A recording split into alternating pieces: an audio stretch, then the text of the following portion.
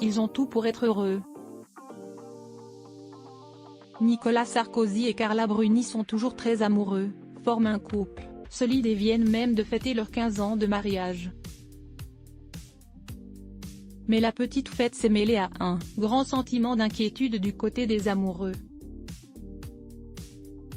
En cause, la mise en danger de la vie de certains de leurs proches au cours des derniers jours écoulés. Difficile de zapper les inquiétudes quand la vie des proches est mise en danger.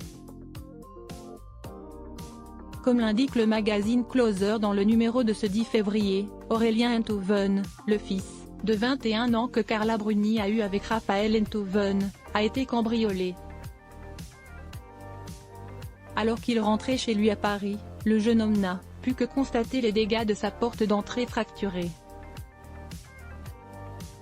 Un incident qu'est venue constater la police, après un appel de Carla Bruni Sarkozy. Si ces visites désagréables peuvent arriver à tout le monde, ce n'est malheureusement pas la seule mauvaise surprise à laquelle le clan a eu droit. Fin janvier, c'était cette fois-ci au tour de Paul, père de 94 ans, de Nicolas Sarkozy, de subir les mauvaises intentions d'une personne peu scrupuleuse. Toujours selon Closer, un homme, se faisant passer pour un livreur, a profité d'un moment d'inattention de l'auxiliaire de vie de l'artiste pour dérober les clés de son appartement.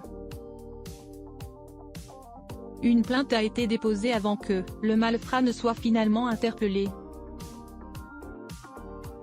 Si de tels incidents peuvent arriver à tout le monde, leur accumulation commence à mettre la puce à l'oreille de Carla Bruni et Nicolas Sarkozy.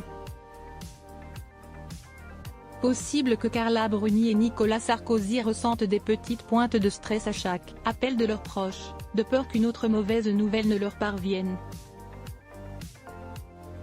Comme quoi, ne plus occuper le palais de l'Élysée ne met pas forcément à l'abri de quoi que ce soit. En 2020, Carla Bruni avait confié au détour d'une interview les frayeurs qu'elle se faisait déjà, du temps où elle était première dame. « J'avais peur tout le temps. Je vis dans une bulle mais je sentais une dose de...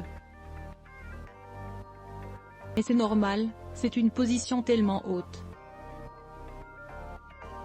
Moi je n'étais qu'à côté de lui mais je sentais qu'il était la cible et cela me faisait peur. J'avais peur qu'on le tue, qu'il se passe quelque chose de très grave. Heureusement, rien de tout cela n'est arrivé.